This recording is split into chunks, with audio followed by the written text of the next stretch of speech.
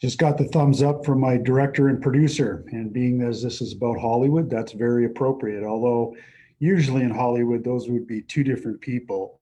And there would usually be one director and then a first assistant director, second, third, fourth, fifth, as well as producer, executive producer, general producer, associate producer. Yeah, it gets a little staggering. But yeah, we're here to talk about Hollywood and Yamnuska's involvement in that industry. And yeah, there's no business like show business. So yeah, for myself, I guess, and yeah, I guess our history with Hollywood probably starts around 1990 and an incredibly busy summer for me. And that in June, me and two of my clients slid over a 25-foot cornice to get away from a grizzly bear that was going to make contact. I told that story about a month ago on our weekly guide chat. You may remember falling through the air. In early August of 1990, Jim Elzig and I made the first ascent of the Northwest Ridge of Mount Alberta, which was a 5-day trip. And then in late August, Troy Kerwin and I were guiding on Mount Robson and got involved in quite a large rescue. Rescued half a dozen climbers who were in trouble at a big storm on Robson. So it had been an action-packed month, action-packed summer. So when I came home and hit the play button on my cassette message recording machine, and there was a message from Bernadette McDonald, who at the time was the director of the Banff Mountain Film Festival. And she said, Barry, I'm out in Vancouver. They're getting ready to shoot a Hollywood film here based on the Broadway play K2, which had quite a successful run on Broadway and had actually seen the play produced in the 80s on stage in Calgary by Theatre Calgary. And it was an amazing kind of live theater experience in that they had one of the characters take a lead fall on the stage set, like fall, I don't know, 5 meters through the air. And they had part of the stage set fall away in an avalanche. So for live theater, it was chest pumping stuff. And then Hollywood got a hold of it. Thankfully, didn't put in a car chase, but definitely put in some, maybe some romance interest. And to our credit, getting involved with this film, we got them to take out the bolt gun. Anyways, yeah, Bernadette said this is getting made in Vancouver. They're looking for climbers and guides to double as climbing doubles. So I thought, heck, yeah, I could do that. So I called back Bernadette. She told me that they were casting the next Sunday, the next Monday, actually, in Vancouver, 9 a.m. If I was interested, please send a resume into the production office, which I did.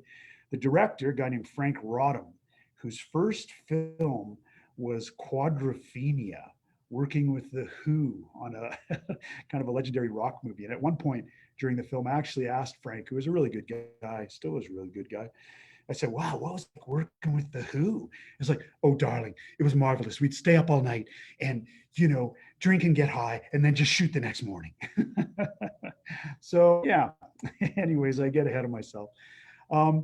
So I realized I had another ascent of Robson to do, the highest peak in the Canadian Rockies, with 3 soldiers. Summited that September 4th, came down from the mountain, got back to Canmore, basically had to like a day to recover. Then I had to get on my motorcycle, my Honda 754K that my father had given me, and ride through the night in the first week of September to get up to this casting call Monday morning in Vancouver. So I started in my expedition suit from Canmore on my motorcycle with a backpack full of extra clothes and a sleeping pad. And I got about 360 miles across British Columbia to Kamloops, started up the Coquihalla, 3 in the morning, and I started to get hypothermic on the bike, shivering on the bike, which is not good on a motorcycle, especially at highway speeds. Think that, man, if I crash, that's not going to be good. So I pulled over in a field beside Mission, British Columbia, and yeah, laid out my insulate pad and in my expedition suit, laid down beside the exhaust pipes because they were still pinging and producing heat. And woke up about an hour later shivering. And that gave me enough of a recovery. I could get back on the bike and continue towards Vancouver. Got there before dawn, and same thing was happening. So pulled over to the side of the Trans Canada Highway, put out my insulate pad, laid down beside the exhaust pipes, and to my shock and awe, woke up with the commuter traffic, early morning rush hour going to Vancouver, asleep on the side of the Canadian Trans Canada Highway. So I jumped on the bike, raced into Vancouver, and made the casting call at 9 o'clock. And happy to see a bunch of the Western climbing, Canada climbing culture there. Specifically, Jim Sanford, a guy who'd worked with us at Yamnuska in the 80s as our gear manager and had gone on to do some rock instruction and guiding, but more importantly, had gone on to climb numerous very, very hard rocks, 514, crazy, hard stuff, but a good buddy. So Jim and I were eventually lined up against a Canadian actor, Matt Craven. And Frank Rodham and the first AD were standing, and on cue we were said, like, turn to the left, turn to the right. And I heard Frank under his voice go, "Oh, darling, that's quite remarkable." I thought, man, what's remarkable? Face forward. And I said under my breath to Matt and Jim, I said, "Do you guys feel like criminals?" And Matt kind of just gave me an askance, but Jim said, "Hey, I always feel like a criminal." Anyways, I landed the part, and I realized that what Frank was talking about was the fact that Matt Craven has a really prominent nose. And my big nose, I think, landed me the job of doubling for Matt Craven and pursuing the Harold character in the movie, or performing as the Harold character as a climbing double. Excuse me. I should be doing that into my elbow. Good. Tim's 2 meters away, and we both were talking about how much our asthma inhalers might cost us this morning if we're not covered by benefits. So, anyways, which is a roundabout way to saying, coughing is just a kind of common thing for me, especially in the spring. One of the problems with Matt Craven, and I shouldn't say problems, he's actually a good guy who's, I think, had a really great, successful career in acting, Canadian from the East. He has ash gray hair. At the time, I know it's hard to believe that my hair was actually black. There might be some of it right back there. Yeah, kind of that color, way at the back. So this very lovely, just totally endearing and enchanting makeup artist and hairstylist from Britain. A lot of the crew was from Britain, actually. Sally, who had a cut glass English accent and just such a calm demeanor about her, said, right, we have to make your hair match Matt's. So we'll try to bring you up from your black to ash gray. So yeah, we tried that about 4 or 5 times, and I immediately realized how much pain most gals might go through to deal with hair. And to me, I'd never had my hair dyed before in my life, and I'd never felt like someone put napalm on my scalp and lit it on fire. But I went through that 4 times, and every time my hair started turning orange, and Sally would, well, let's try this other product. And finally, I said, Sally, I have a lot of, I'm half Native American. I'm Métis. I'm half my bloodline is Native American. That's where the orange is coming from. So I met her at a beauty styling parlor in Vancouver on a Sunday, and she said, right, this time we'll try bringing your hair down. We'll bleach it out to white, and then we'll bring it down to ash gray. Well, if I thought I'd experienced pain with the dyings, the bleaching was a whole new level. Interesting to see yourself with completely white hair 40 years before your time, 40 years later now.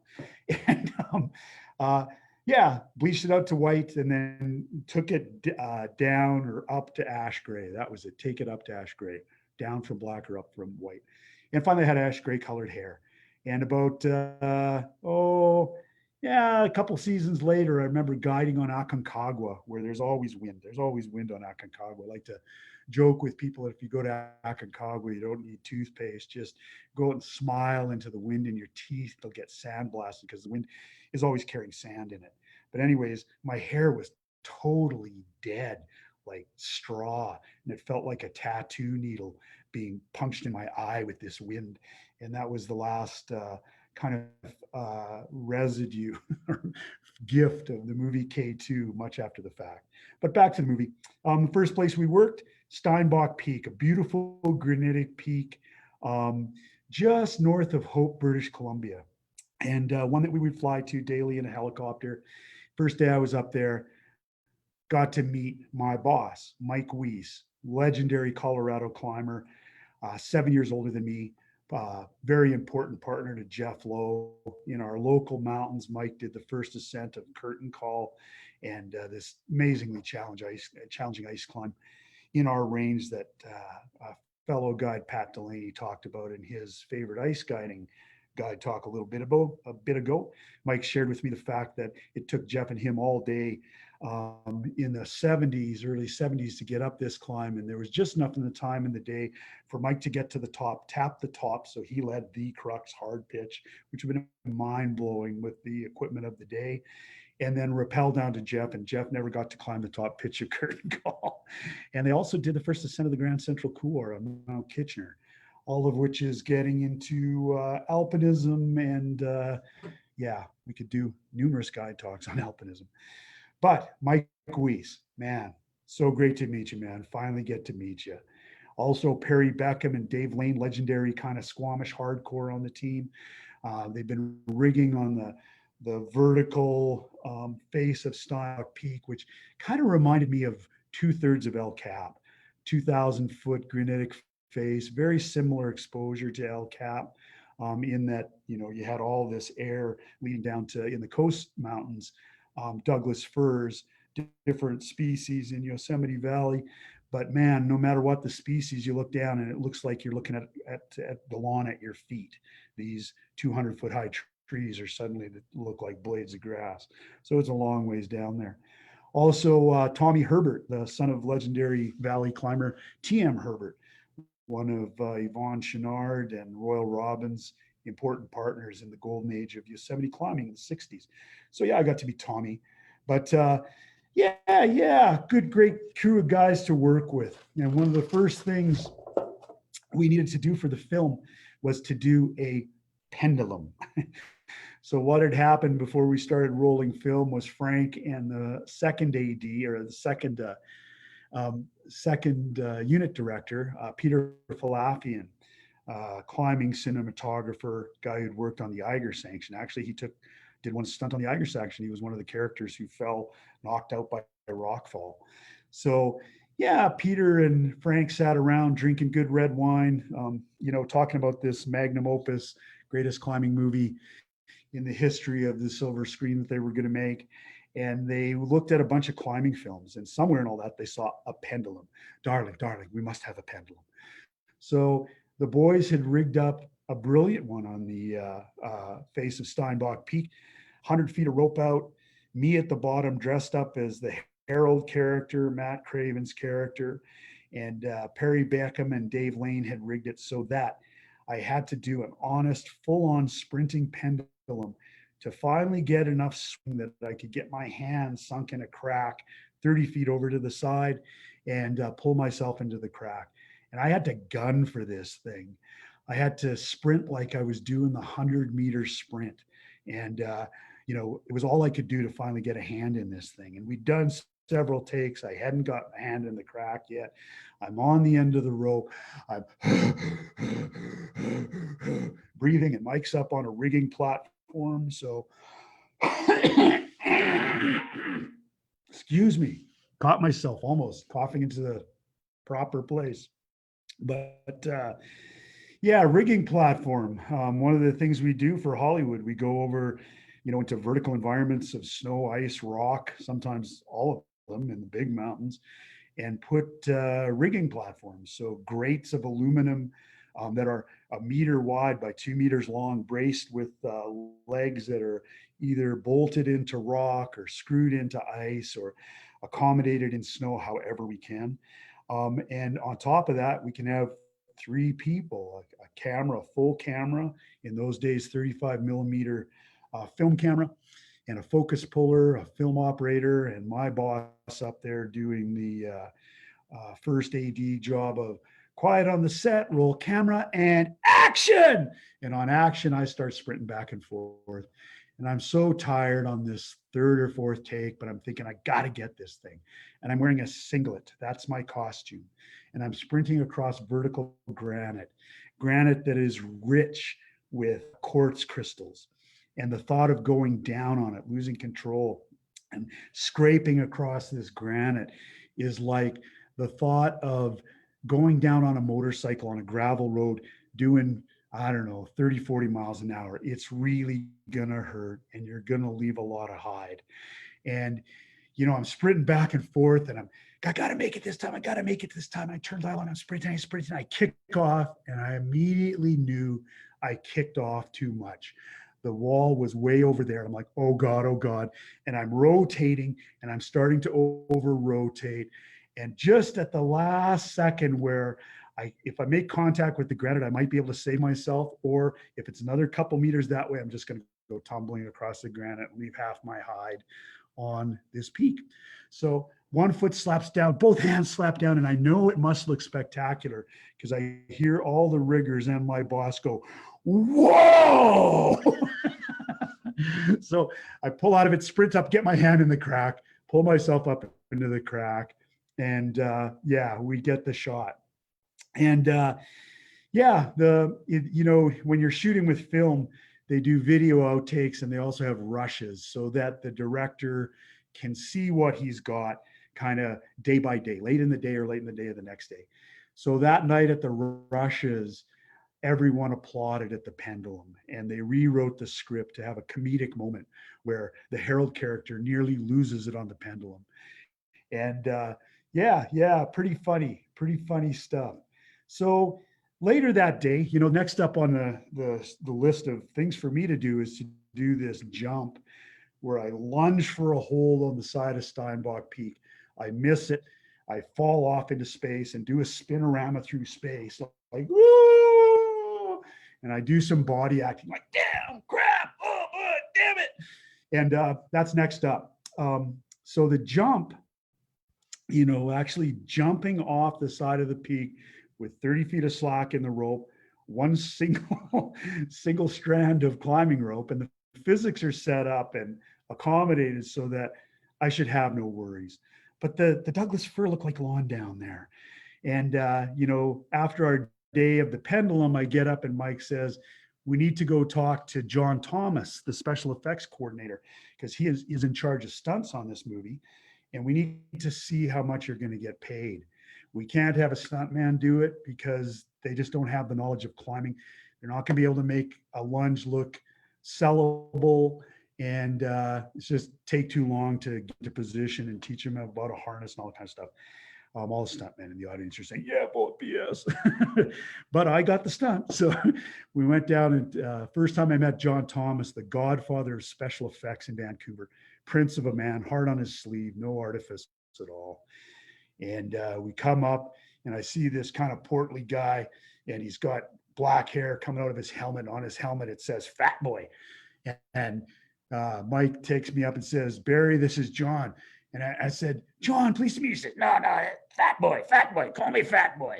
And Mike explains the stunt and Fat Boy says, yeah, he's doing the jump. He gets paid exactly what a stunt performer gets paid. Next question. So yeah, the next day I'm on the jump. So I do the first jump. I make, I think, $2,000 with all the consideration of buying out the stunt and all that kind of stuff. 1990, that's as much as I make, you know, in a solid month of guiding in the summertime. Probably 2/3, maybe as much. So I just made as much in a couple seconds, like really 25, 30 seconds as I would make in a whole month of guiding.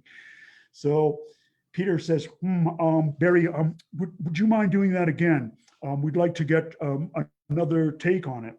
And I say, okay, sure. Even though my adrenaline is cranking through the roof and, you know, I know everything's safe, but I'm also thinking, I'm on a single line here, and it's a long ways down to those Douglas firs. And a primordial, not even primordial, hardwired mammalian fear of falling is kicking in. So I do the second take. I think I make $1,500 for the second take. And then Mike says, Barry, can you do it again? And I'm getting a little bit Hollywood by now. And I'm actually honestly freaked out. I don't want to do this jump again. Like, I've got so much adrenaline coursing through my system. My heart's in my throat. I'm sure it's changing the tenor of my voice. And Mike heard it when I said, oh, surely you guys got this in the can by now. And Mike said, okay, we're moving on. So yeah, if I had done a third jump, maybe there would have been a fourth. I would have made even more money, but fear outweighs money. What can you say? In Mike's credit, stand-up guy, the day of the stunt, he said, I cannot have any of my guys, my team, jump on a rig that I built that I won't jump on myself. So he did the first jump. He had 2 climbing ropes, but he did do the jump. And I always respected Mike for a number of things, but that's one of the things I respected him for. He's a good leader. Yeah. There's tomes and tomes about good leadership, but never asking anyone to do something that you will not do yourself. That's probably the baseline of good leadership. Um, yeah, when that conversation was going on too, it's the adrenaline. Some of Hemingway's words came to me. Don't do what you sincerely don't want to do. Never confuse movement with action. And yeah, interesting. So yeah, all of these Hollywood features, you end up being involved with them for me, the shortest have been 3 months, the longest 10 months. Probably done a half a dozen of them in my climbing career or my guiding career.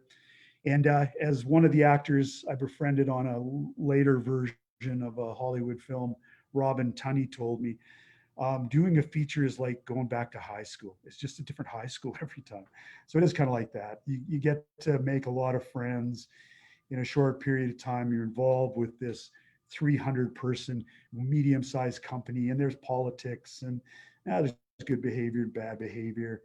Um, but so a couple months down the way, we've gone through a month on the Tiedemann Glacier below Mount Waddington, 100-person plus camp set up on stilts on the Tiedemann Glacier over the month of October. This is the heaviest rainfall, probably in the coastal mountains, 200 inches of rain a year. So we got 21 feet of new snow over the month of October. So that baked down to a 7-foot deep snowpack by the time we left. And at one point, we didn't roll any film at all for 9 days. And everyone, actors, director, AD, camera person, caterers, everybody is just involved in shoveling snow and trying to keep the tents from being collapsed. And yeah, great team building exercise, kind of financial suicide for a Hollywood movie that's supposed to be producing maybe as much as 2 or 3 minutes of film a day. And the amount of money that goes into those 2 or 3 minutes of film is mind-boggling. But at the end of the film shoot, we're in Whistler I was living in the Delta in Whistler for a month working on the ski hill there. And towards the end, we do this high fall. And it's not me. This is a stunt performer who's going to do this high fall. It's in a natural setting with a wave of rock above the top of the Blackcomb Glacier. We get a cat in there. A snowcat operator goes in there, plows out a big flat working area. And for some reason, the natural feature looked lower than a lot of the things that stunt guys are used to doing, like jumping off buildings. Easy to determine height on a building. A story's maybe 10 feet, looks 5 stories. That's a 50-foot high jump. And they have scale of pay for all that and safety considerations for all that. Well, we didn't get around to measuring the height of this thing until a day before, and it was 82 feet. And the bag was rated for 60 feet. And this was the biggest bag that we could get in North America at the time. None existed in Canada that were rated to 60 feet, an airbag for a stunt performer to fall into. And we had to bring it out of the States. And the reason it didn't get measured is before you get to that point, you got to get the snow flat. Where is it going to end up? Then you make 2 layers of cardboard moving boxes, like hundreds and hundreds of boxes. The thing is, 50 boxes wide by 30 boxes that way. So there's hundreds and hundreds of cardboard boxes in there. On top are moving blankets, heavy duty blankets that are used to wrap furniture when you move. And then on top of that goes the airbag. So the airbag sits somewhere around chest level when you're getting ready to do the stunt. And I could see Fat Boy was worried. And if Fat Boy's worried, everyone's going to know about it. And he's like, Jesus, 82 feet, 60-foot bag. I don't like this. I don't like this at all.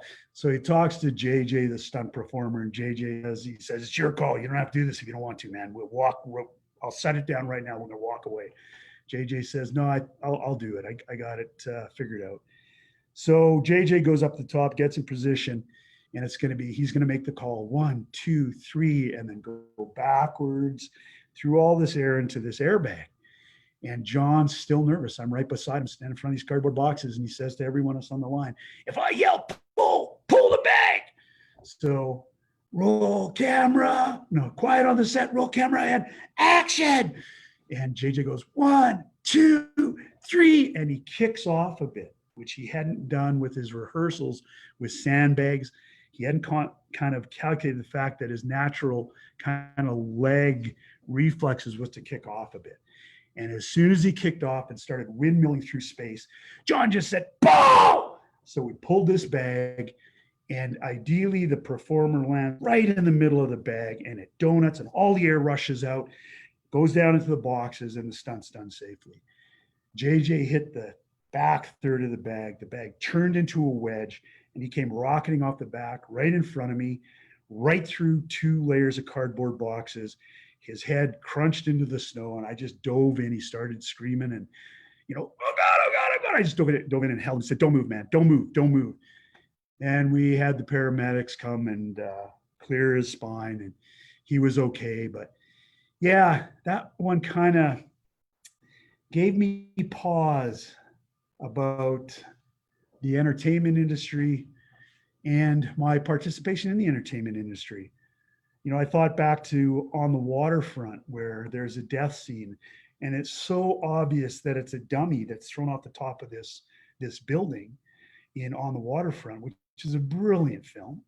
And the audience knows it's a dummy, and we all just deal with that. Like, where did it get to the point where we actually need to see human beings falling through the air and taking these risks? And yeah, we're at that point. But it was interesting to me. Also interesting to think about having read the book and later going on to talk to grade 7 classes about reading and how much more important a book is than a film. In that, I tell these grade 7 classes before I read to them that in a book, you have to imagine all the characters. You engage your imagination. On a motion picture, almost everything is given to you, which is pretty cool. But yeah, I think reading is more important. So 1992, actually in the late season of 91, hit my message machine again. The cassette rewinds, and first up is Mike Weiss, and he's like, Barry, next spring, talk to me before you go off to the Himalaya to go climbing, because I was pretty much every spring going to the Himalaya or Karakoram or the Andes to go guide or climbing. And he said, there's a big climbing picture coming down the pike. It's going to get the green light. And I want you to be on my rigging team. So I call up Mike Weiss and I say, hey boss, what's the deal? He said, man, I've just been flying all over the world in a private jet with Renee Harlan. And we've been checking out mountain ranges. We're shopping for a mountain range. And he really likes the looks of the Italian Dolomites. The film is going to be called Cliffhanger, and it's going to star Sylvester Stallone.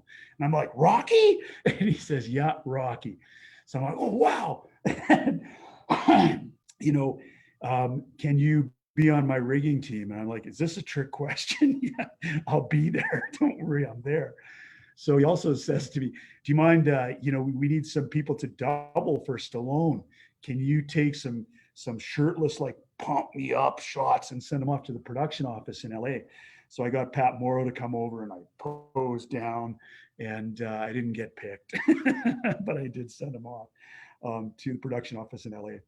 So yeah, March 7th, 1992, landed in Milan, and there was a guy, a very well coiffured Italian gentleman in a sheepskin coat who had my name on a little placard, said Barry Blanchard. And I said, hey, yeah, Barry. He said, oh, I'm Paulo. Hi, Paulo. He said, I'm here to take you to Cortina. It's like, oh, great. Yeah. So have you got your bags? I've got my bags. We take my bags out and put them into the Mercedes 300E. And then we get out on the Autostrasse, or forget what they call them in Italy, where the speed limit's 130. We're whistling towards the Alps. And I say to Paulo, what's the speed limit? He says, oh, it is 130. You can do a little more. Yeah, I can see that. And yeah, so I get up to Cortina d'Ampezzo, get checked into the Hotel Alaska, beginning of another adventure with Hollywood, different high school. And yeah, it was supposed to be a couple months, but one of the things that happens with climbing pictures and all the climbing pictures that I've been involved with, this always happens, is that they kind of don't account for mountain weather. And when mountain weather comes, and I had said to Mike, oh man, the spring and the Dolomites, don't they get a lot of thunderstorms then? Shouldn't we be going into the fall? And Mike said, yeah, I told him that. And they said, oh, we'll be able to hack it. And he said, that's going to cost them a whole bunch of money. And sure enough, it does, because as soon as the helicopters can't fly, you can't get up to the high mountain sets and locations while you're there to shoot. And you kind of scramble for cover. So you're shooting tent scenes and stuff like that. Shoot that out pretty quick. And then it becomes a waiting game of the insurance company, eventually maybe coming onto set and saying, this isn't making sense anymore. It's done. Or, okay, you guys have another day. That happened on Cliffhanger. But yeah. So yeah, I meet a bunch of our rigging crew, some of the legends of North American climbing, and guys like Jim Bridwell and Dave Schultz. Yeah, just some stellar guys to work with. And yeah, that night we go out for dinner, and Mike tells us this hilarious story about meeting Stallone's private manager, Stallone's manager, Tony Manafo, Brooklyn Italian guy. And Mike says he's got to go to the scene of Stop or My Mother Will Shoot. And I can almost forgive Stallone for everything because he made Rocky 1 and 2, and those are great films. But yeah, Stop or My Mother Will Shoot might be a stretch for me. So, but anyways, Mike ends up at the set, and Tony comes over. Yeah, Mike, yeah, you're that climbing guy, right? Yeah. Well, come on, Mike, let's take a walk here. I need to talk to you. And yeah, so Tony starts walking with Mike, and Mike's like talking to Tony, and Tony says, yeah, Mike, tell me about these piton things. What's about these pitons? So Mike goes through the history of the piton, spends like 15 minutes telling Tony everything he knows about pitons, which is a lot. Tony's just listening there, walking. Yeah, Mike, yeah, you want a cigar? I got these Cubans. And Mike's thinking, where do you get Cuban cigars? We're embargoed with Cuba, or we have big border. And so Tony lights up his cigar, and yeah, Mike, tell me, what are them snap like things? What are those all about? Oh, carabiners, Tony. Well, yeah, originally they were made out of steel. They came from the war, blah, blah, blah, blah, blah, aluminum. And, another 10-minute conversation. And then Tony said, yeah, that's pretty good, Mike. That's pretty good. Let's go back to the set, Mike. Let's go back to the set. And as they're walking back to the set, Tony says to Mike, okay, Mike, here's the deal. Sly can't get hurt, okay? Sly can't get hurt. Mike realizes on the spot that it's all been a character judgment, and Tony doesn't give a rat's butt about pitons or carabiners. He just needs to make sure that he can trust Mike, and he decided he could trust Mike. And they got back to the set, and he's like, "Hey, Mike, you want a cappuccino? They're free here. This is an amazing place. Come on, let's have a cappuccino." So, yeah, we all end up in Cortina d'Ampezzo, and what was supposed to be 2 months stretched out to about 5. And yeah, some great adventures along the way. Got to meet and work with Wolfgang Gulick, probably the strongest rock climber on the planet at that point. Had just done a couple years before, I think, the first ascent of Action Direct, still a really sought after rock route. And I got the whole pantomime of all the moves from Wolfgang on how to do Action Direct, knowing that I would never, ever do it. And Ron Kauk, hero from Yosemite of mine. Yeah, kind of a friend these days. And they both had hair as long as me. They were these long maned kind of rock gods. And then one day I got in the elevator with them and they'd both been cut short to match Stallone.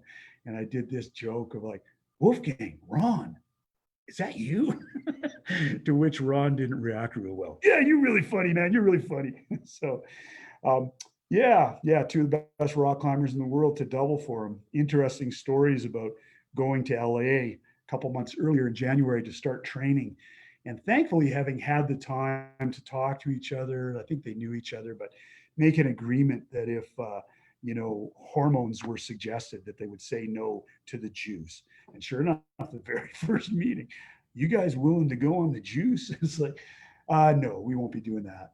And Ron, with his Native American heritage, he's in the weight room eating steak and doing stuff to bulk up, and he's doing all the reps and stuff. And the make it through the winter kind of provision around the waistline is getting bigger.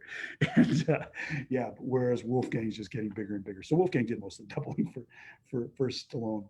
So yeah, we got there, started doing our rigging work, numerous locations all across the Dolomites.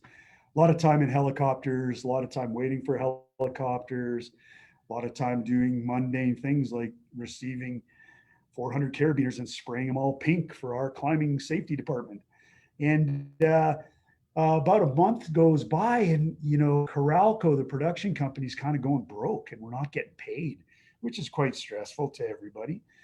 And they're trying to figure it out. And then finally, the movie Basic Instinct started to do really good at the box office. So Coralco got its cash flow together, but it was hilarious. Mike runs into the production manager, and production manager's got this stack of checks for Mike's rigging department. And he hands them to him. And, it's all our checks for the last month's worth of work. So, good money for all of us. We're all making pretty good money on this thing, 4 times what I could every day as a mountain guide. And, Mike looks at his check and he goes, wow, is this a saving measure? And the guy, the production manager goes, what do you mean? What do you mean? He looks, and it's made out to payable to Coralco Productions. All the checks are payable to Coralco Productions.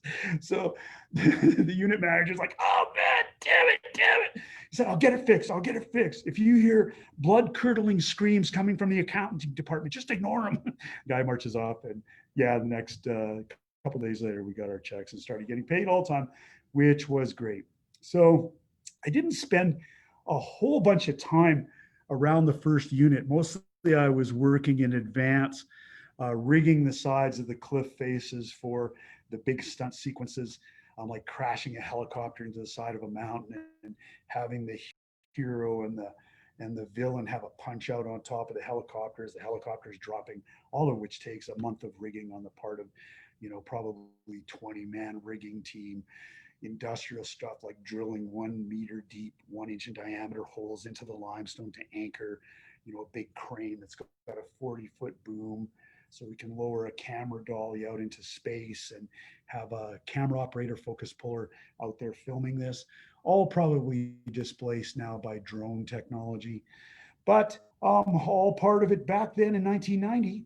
And yeah, one of the days I was around first unit, I was assigned the job of securing Stallone, and we all called him Sly. We all kind of got to know him a bit, some more than others. Great guy to work with, total professional, good sense of humor on the set, sometimes quite a ribald sense of humor. And but you call rap and the guy just disappears. You never see him. But a big solid boy, 195 pounds, chiseled out of marble at that time, 5'8", I think. And I go out to anchor him. He's on the edge of the cliff, and he does not like heights. He did not dig climbing. And the famous poster shot of him hanging by one arm, he's over a crash pad that's like 2 feet below his feet on a big plywood rigging deck on the side of a ski area. And my buddy Dave Schultz has spent 2 days with a Hilti chisel, chiseling in this letterbox hole so Sly can hang there. And, one of the scenes I saw watching the monitor with him, his comment was, oh, nice tricep shot. But yeah, so I go out to secure Sly to this ladder, this metal ladder that's gone over the side of this cliff. And it's an honest cliff. It's like 1,000 feet down to the test. So he's pretty wigged out. He wants some security. So security ends up being between wanting to look good and wanting to say that we have Sly secured. I tie a piece of webbing around Sly's ankle, and then with a cable that's got an eye pressed into the bit, I take a quick link, put the webbing and the cable eye into it, and shut the quick link. And that's the safety. And yeah, I guess it would work, although I would not want to imagine what it feels like hanging by 1 foot upside down or an 800-foot cliff. Thankfully, Sly didn't have to find out either. So we're doing takes of this thing, getting ready for this big heroic scene. And then one after cut, we see Sly grip the ladder. He's like, Mike, this thing's come undone. Mike, this thing. Like, what, Sly, what? So Mike and I go running out there and we look. And sure enough, the quick link has somehow spun open and the webbing has escaped. And Sly is actually standing on the edge unsecured. He's kind of using some profanity, but he's like, Mike, what do I do? I said, well, Barry will fix it. So I get there and I can feel the tension in Stallone's ankle and leg. He's locked rigid with a tremor going through him. Like he's genuinely terrified of going over this cliff, as well he should be. So I crank this thing up, we get the vice grip, we crank it, and then we tape it so it can't come undone. And then it's quiet on the set, roll camera, and action. And this guy who was quivering visibly, before they say action, cool as a cucumber, takes this backpack and throws this paper backpack full of paper, well, money's paper, but fake money, into the rotors of this 204 helicopter overhead. And he looks cool as a cucumber. So yeah. Does it warrant getting paid, like, I don't know, what was it then, $1 million a week? I don't know, but it is quite a talent. Yeah, so the other times I had closer kind of connection with Sly was Jim Bridwell and I, with the climbing photographer, action photographer, Ace Cavalli. We're over the side of one of the most phenomenal cliffs in the Dolomites, the south of the Marmolada, which is just this amazing 3,000-foot clean limestone face with a glacier on top. Just one of the great climbing faces on the face of the earth. And we're down off the top rigging and shooting plates. We got a rigging platform set up for Ace for this big, 1910 black cape over the, head thing. And it's almost like Jim and I should be holding a tray of gunpowder or something. And he's shooting plates that they'll put the action in front of on stage in Rome. And, that'll be projected in the background to sell you that they're in the mountains. And we get this frantic call over the radio.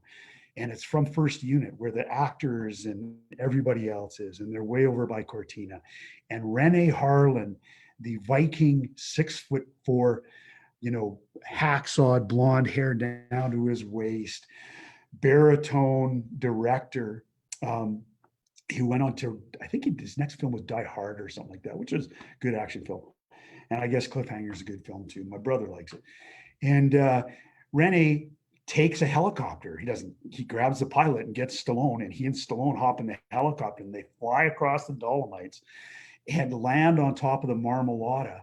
And the whole production is freaking out. Barry, Jim, you got to get up to the top of the Marmolada and catch this ship. You got to receive, Jim, or you got to receive Sly and Rene. And Rene's a loose cannon. One time he's walking towards a cornice and overhang of snow, and one of our guys had to tackle him and take him down. So we're always on the lookout for the Viking. So the helicopter lands, Jim and I, we Jumar up these couple hundred feet along, like our butts are on fire. We get up to the top, run over, bring in the pilot, set the helicopter down on the glacier. I get around the passenger side, open the door. Sly steps out in green lizard skin cowboy boots with a leather jacket and a coyote kind of skin muff. And I'm like, Sly, Barry, remember me? Mountain safety. He goes, yeah, Barry, I remember you. Can I hold your hand? Yeah, you can hold my hand. I'll hold your hand. And It's like he's gonna crush the bones in my hand. So I hang on to him really tight. Yeah, Sly's like, they tell me I'm on a glacier. Is that true? We're on a glacier? And I'm like, yeah, Sly, it's a glacier. Okay, yeah, I'll hold your hand. I'll hold your hand. And Rene gets out, and Jim Bridwell's got to take track of Rene, and the Viking just starts marching towards the 3,000 foot south face of the Marmolada, stops at the edge, talks Sly out there, and tries to direct Sly through the penultimate scene of the movie where the hero and the heroine have a kiss on top of the Marmolada. And yeah, so by this point, Jim and I, as mountain safety often is, we're pushed back and back towards the edge until we're the human shield. And anyone who's worked mountain safety in the mountains knows what I'm talking about, the human shield, where Jim and I are standing between the director and Sylvester Stallone, the 3,000 foot drop, no room to move.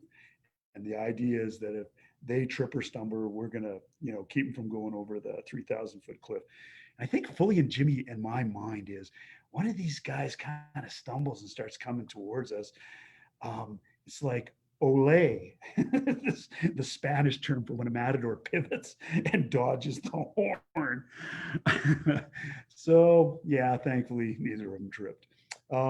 Yeah. So yeah, some of the other crazy stuff that went on Cliffhanger, bringing in helicopters and working this snow landing for over a month, and it was getting into summer. So every day the snow is changing. Snow is always doing something, and it's changing, and it's starting to lose its strength. And on the back of this 204 helicopter on the skids, they put these big bear's paws, and these things are the size of an office table, and they clamp them on the back, and it supports the weight of the helicopter on the snow. So we're very used to seeing the 204 come in. We set it down on this snow landing. It settles. We open the door. We shepherd people to a safe area. We unload. We load, and we work with the helicopters. So I'm bringing in this helicopter. I see it come down. Really cool pilot. This old British guy who'd flown some insane number of hours in the North Sea. Best guy I've ever flown with in a whiteout.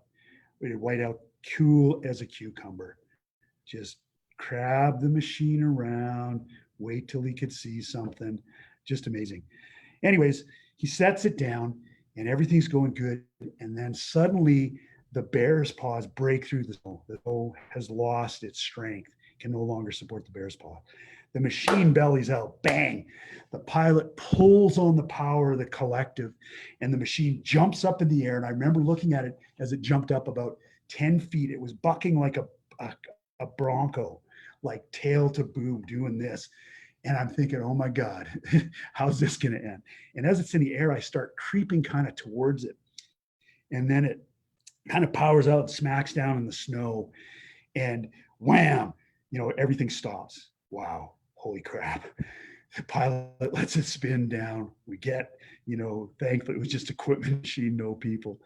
And holy crap, we got to change this landing. And, I get back, and the two guys who were working with me, Brooks Sandel and Bob McDougall, they say, dude, that was so close. It's so cool. You crept towards the machine when it was in the air. Because Brooks like, man, when it smacked down, the rotor came that to the snow like that. If you had ran away from it, we would have been cleaning Barry off us. Oh man, would have been gruesome.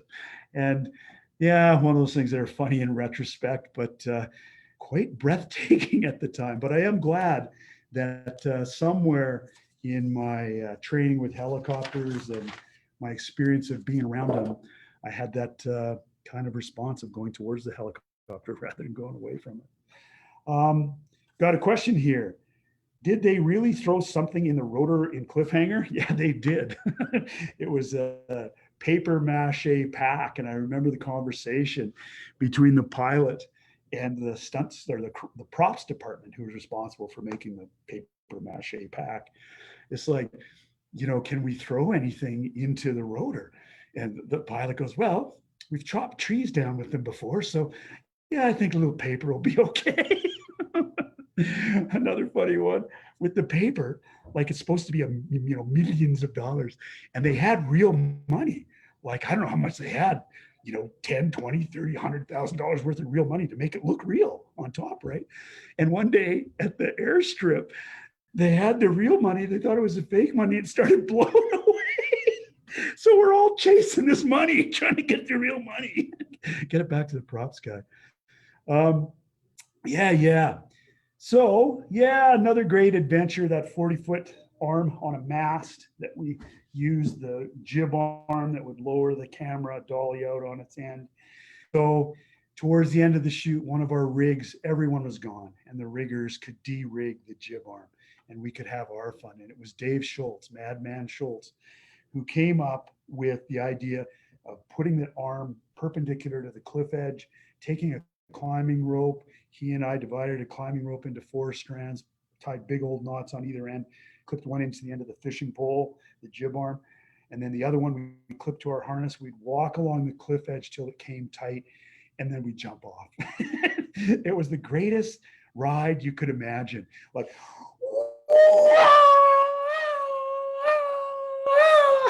took 2 minutes to stop swinging enough till you could get reeled back in, and the next guy would do it. You could sell it at the Calgary exhibition in Stampede. People would pay very good money to do it, and they might not do it if they were doing it where we were doing it, which was an over an 800-foot drop. But we're riggers, so that's what we do. And one of the guys we were working with, we had 4 Italian mountain guides work with us the whole time, and Oswald Santine, a guy I'm still in touch with, and we trade clients every once in a while. You know, me in North America, he in Cortina. He was really afraid. And he's like, he's on the edge, he's clipped in, he's kind of like Stallone, shaking. I am scaring. But the other Italian mountain guides, the one other guy, Ferruccio, who was working with us that day, had already done it. And it's some kind of compact between the Italian males. If one of them did it, the other one has to do it. So, Oswald jumps off and he screams for the whole 2 minutes it takes him to get to the 0 point. And we can reel him back in. Jib arm jumping. Great fun. So I think my big moment of fame on Cliffhanger was the first unit had gone to Rome and started working in the studio there, Cinecittà, where Fellini filmed a bunch of his films. So all the actors and most of the, almost everyone's gone. It's second unit. We're not recording sound. We're working with stunt performers. We're working on just, scenes without people and stuff like that. And they get a call from the first unit down in Rome. We need a foot insert. An insert of the hero, Gabe Stallone, stepping up to the edge of a cliff and with a big exposure, then stepping back. It's for the first scene in the movie where Gabe's character decides to go out in this cable and try to save this guy who's in trouble on this cable. And the script supervisor gets the thing and she's looking around at people on the set that day. There's like 20 of us. And she says, wow, you got really big legs. And I go, oh, thank you. Well-defined legs. And I've been doing a lot of uphill running around Cortina. And she said, would you mind doubling for Gabe's legs? And I'm getting pretty Hollywood by now. So I kind of say, well, there must be a bump involved. Now, bump means I get more money. She said, well, how about $100? I said, cool. So she said, okay, we're going to have to shave your legs from the knee down. And we're going to have to put tan in a can on your legs to make them look like Stallone. So sudden tan. So they do all that. And, we do the 2 takes of my feet coming up to the edge of the thing and then stepping back out of the frame. We do that a couple times and we got it in the can. And it's in the movie. And so the second unit director, Philip, he says, let's have some fun with this. So my buddy Bob Gaines picks me up from the waist and I get dropped into the frame from the top and I do a demi-plie, a ballet move, and then he pulls me out of frame. So we send that off to the rushes, and I guess everyone in Rome that night split a gut, and the red wine came through their noses as they're watching the rushes because, yeah, everyone got a good laugh out of it, especially Stallone. Pretty funny. So, but when the movie came out, my mother in Regina, Saskatchewan, with my matronly aunts, 4 matronly aunts, all lined up in the matinee, 2:00 in the afternoon in Regina, Saskatchewan, and other movie patrons in there. When my feet come into the frame, they all leap up and start screaming and shouting, "Yay, Barry, Barry, Barry!" I'm sure everyone else like looking at the fire exits and trying to run out of the building. But yeah, my mom, my Everest expeditions, K2, writing a book, all that stuff. She's still, her high water mark is me doubling for Stone's feet. Um, yeah, yeah. I remember one day at the hotel in Cortina, Perry Beckham had a fresh climbing magazine. He opens it, and there's a picture of Alex Lowe, who I hadn't got to climb with at the time, but definitely knew of. The greatest kind of all-around alpinist climber of my generation. And it's on a route in Provo Canyon in Utah. And the picture is by my dear climbing buddy, Mark Twite. And it's a picture of Alex hanging by two ice axes from a truncated pillar of ice. And the route is called Prophet on a Stick. And Perry looks at this. It's an ad for a climbing company trying to sell something. And Perry looks at this and he smiles at me and he reaches over and he goes, Alex is a psycho. He's a bloody psycho. We have this laugh, but in my mind, I'm thinking, man, I want to, do something like that. Like, what a vision. And that kind of ice climbing just wasn't happening at that time. So, yeah, that next winter, I ended up hanging my icicle in space and putting up a route called Burning in Water, Drowning in Flame. If you like Charles Bukowski, don't not read that collection of poetry. Um, yeah, so yeah, Alex is a psycho. I had yet to meet Alex. I would meet him within a couple of years and get to climb with him and become a very good friend. But my last night in Rome, after 5 months of adventure, more climbing with Mark Twight in Chamonix, was to meet Mike Weiss and get to stay in his apartment because it was the weekend and he was getting out of Rome. And he told me this story. There had been a holdup at Chinta where the guys came with guns to the accounting office and the per diem had arrived, the hard money that gets paid out to each and every crew member for their food and expenses of the week. It's paid in cash. So it's a lot of money. And they come in, rob the money and tie up the accountants. And yeah, the accountants are okay. And the word goes through the set like lightning. And Tony Manafo, Sly's personal manager, who while we were in Cortina had a card game going, got a table covered with felt and would play cards. At one time, Bobby Gaines, I think, was down $2,000 to Tony. And Tony had told us, yeah, I used to be a wise guy. I made some house calls. And so this robbery happened. He's like, total inside job, man, total inside job. And so as the word goes around the set and everyone hears that the per diem has been robbed, and, oh, are the accountants okay? Oh my God. And then everyone has the same reaction. Will this affect our per diem? Are we getting our money this week? Pretty funny.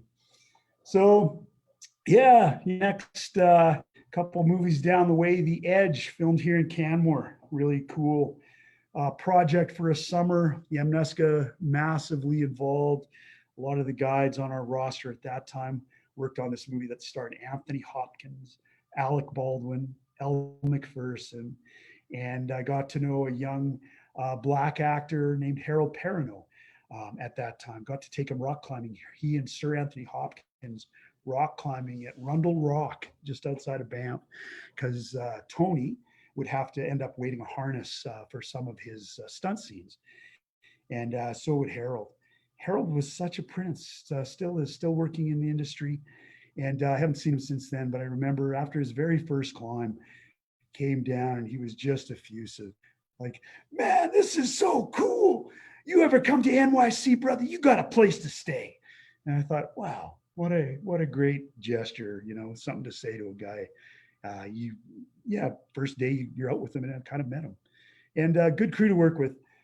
Anthony Hopkins, legend, one of the greatest actors in the world, and just a prince, kind of guy who comes on set and buoys everybody up, remembers everybody's name, makes a point of talking to everybody, has a time of day for everybody. Total unpretentious guy, lived here in Canmore for 4 or 5 months. See him on Sunday with his wife going in the coffee shop.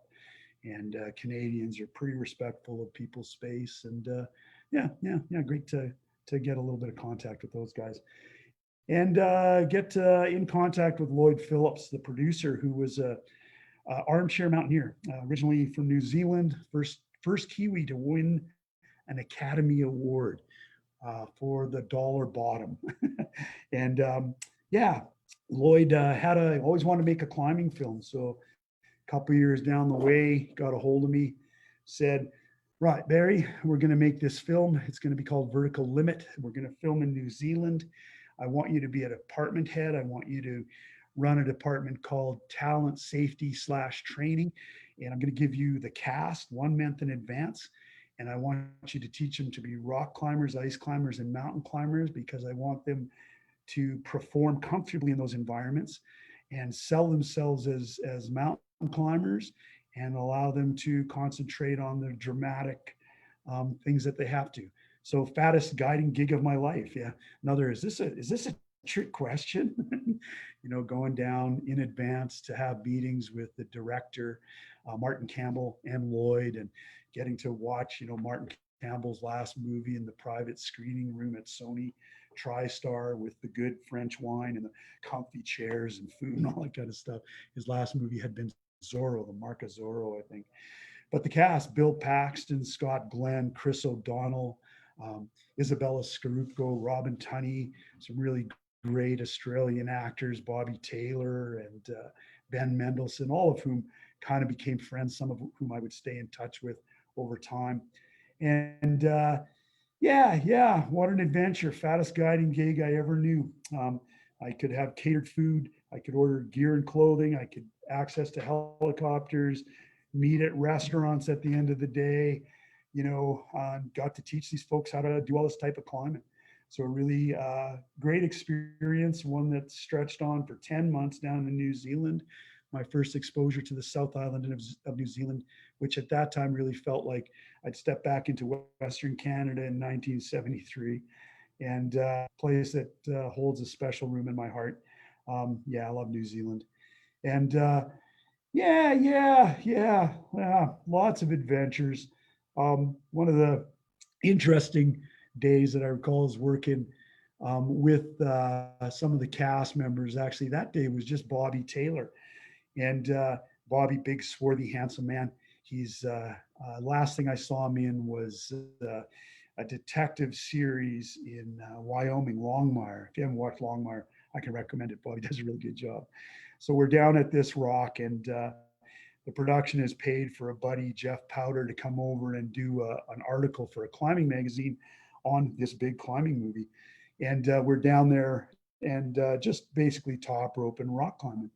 And Jeff asked Bobby, Bobby, do you mind if I take your picture? And I remember Bobby's reply, I'm an actor, mate. I mind if you don't take my picture. So Jeff happily snapped away some pictures of Bobby Taylor. And yeah, one of the other things I asked Bobby was like, Bobby, Irish guys drink a lot. Canadian guys drink a fair amount of beer. Irish guys drink more beer, I figure. Australian guys, man, they drink a lot of beer. It's almost like you're a hole in the ground. You can't pour it in fast enough. What's that all about? Bobby's like, it's a hot country, mate. So, yeah, while I was down in New Zealand, the tragic news on October 5th of 1999 that my dear friend Alex Lowe had been killed in an avalanche on Shishipangma. And yeah, still such a heartbreak to think about. But I talked to Lloyd and I said, Lloyd, Alex's memorial is next week in Bozeman, Montana. I want to leave the production and spend 56 hours traveling to spend 36 hours on the ground in Bozeman with my tribe to remember this dear, dear friend of mine. And Lloyd said, no problem. Yeah, just get on a plane, go do what you got to do, and we'll see you back here in a week. And yeah, I remember getting out of the van with some of my climbing buddies in the Bridgers and kneeling down and touching the earth there. And it was Alex's country, and feeling Alex there and going into this little pavilion where the memorial was going to be held. It was such a beautiful memorial, all done out with prayer flags that Conrad Anker, one of Alex's climbing partners on that expedition, had brought back, and Carta scarves that had been blessed by a lama for everyone in attendance. And it had been really heartbreaking, but my heart kind of went to the real depths of the tragedy when I saw Conrad's skull from behind. His head was shaved, and I didn't recognize it as Conrad initially. There were all these triangular and rectangular wounds punched into his head, like, seriously, like someone had taken a hammer to him. And then he turned around and I saw it was Conrad, and I realized those were the impacts of the ice chunks in this avalanche, some of the injuries that had given Conrad. And that's when I lost it. And I just, hugged him and just started crying and said, "Oh man, I am so glad to see you." And it was great to see Conrad. And so sad to have lost Alex. And a week later, be back in New Zealand, back to summer having left winter, and or back to winter having left summer, and continue on with making a Hollywood film for over 10 months down there. At this point, we were at the remarkable ski area, and Guy Cotter and I had been thrown in by the director as wallflowers behind Ed Viesturs, who had a speaking part in the movie. So it was great. Guy and I were actors, and Guy got us on the union pay scale for New Zealand. So we made more money, got to play poker at night with the actors, which was super fun. And I remember one of the days that Ed had some of his speaking lines was when the kind of the villain Bill Paxton's character arrives at K2 base camp via helicopter and first shakes hands with Ed Viesturs. One of my 15 seconds of film being in the back, right behind him, watching him shake hands and looking at both of them and looking down and smiling. And I remember Nick Lee. We were at the video monitor after shooting that scene, and Nick Lee, who played Krychek in the X-Files, is this guy from Vancouver, a Canadian actor, looking at me, he goes, "Man, you were all over that scene. You should do this." I'm like, "That's a little late in the day, I think, Nick." But that evening, we're shooting at night, a big party in the base camp in the remarkable ski area. And the props mistress is the props people are giving colored water to look like beer to these 100 people, extras and stand-ins and stuff in this base camp scene of a party. And she's got a stack of real beer on this in this tent as a props tower to sell the piece. So I'm reaching behind and jimmying beers off the back, so Guy and Ed and I can have real beer in our glasses. And I think we were about 3 in when Ed did his lines, and I think it might have helped Ed's acting. Actually, I'm sure Ed has an opinion. And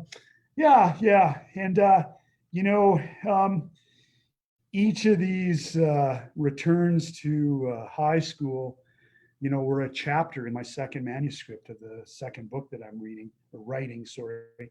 And 3 of them have been cut because I wrote too much, but there's a lot there. I could probably write, a book about each and every one of these experiences. But I think I'll tie this up with a powerful experience for me in the Remarkables. We're filming there. We have 40 minutes for lunch. And my 40 minutes, I choke food down in about 3 minutes. I get enough food into me to last the rest of the day. Plus, they come around with good food on a Hollywood set all the time, anyways. So 40 minutes lunch break, I go kind of running up to the ridge line that encircles this base camp that we're climbing. And over time, I'm soloing across 10, 15, 20 minutes of ridge line at a time. Maybe some really low end 5th class climbing. So beyond scrambling, don't scramble 5th class climbing. But I'm an expert climber at this point, and close to the peak of my ability, so it's quite comfortable for me. And then I run back down and put in the rest of might be an 18-hour day standing around Hollywood. Interesting, later in the day they start bringing out Red Bull because everyone's fallen asleep. And late in the day, if you haven't been needed, you might be standing around just talking with your buddies. And you're getting so bored, the craft service comes out and maybe it's grilled cheese sandwiches. And you think, man, I haven't felt anything for like 3 hours. Maybe if I put a grilled cheese sandwich in my mouth, I might feel something. So I end up eating a grilled cheese sandwich. But yeah, this one day I run up to the ridge line and there's something more along the ridge line. I'm cranking along the ridge line and it's like gravity doesn't apply this day. I'm not subject to the law of gravity. Like it just doesn't count for me. I'm floating this thing. I'm weightless. And I come back off the ridge line, go around to where I'm gonna, run down the snow and boot slide to get back into the set. And I feeling something and I look, pristine New Zealand on one side, Hollywood down in this ski area on the other. And suddenly I just realized, Alex, Alex. And I felt my friend Alex there. And man, he would have gone twice as far along that ridge line. And I got back down in and could deal with Hollywood. And first AD, who was a good guy and a keen surfer, he said, I see you up there every day. Yeah, running along the ridge line and doing that stuff. I said to him, Phil, today was a great day. Let's hope we get some film rolled this afternoon, because I felt my dear friend up there. And yeah. And Hollywood keeps knocking at our door. We keep getting involved with them. And I don't think to the extent of like 2 or 3 months on a feature anytime recently, but weeks and days here and there. And I don't know where we are at time at this thing. I'm probably over. I'm over. So if anyone has any questions, feel free to shoot them out. And if not, thanks for listening. And please come back next week for our guides talk. I don't even know what it'll be next week. Neither does Tim. But Tim and I had a plan. I had a nosebleed right before we started this. And if I had a nosebleed again, or if I had to go take a whiz, because I drank a cup of coffee before I started this, he was going to step in and tell you the story about how we were superheroes last year on the set of Jumanji, because Tim waded across the Elbow River after they crashed the drone. And the drone guys were, I don't know, looked like they'd come off a battlefield. The drone. Tim waded across, stripped down, waded across, got the drone and the camera back. So we were heroes in Hollywood that day. Thanks for listening. Take care. Cool.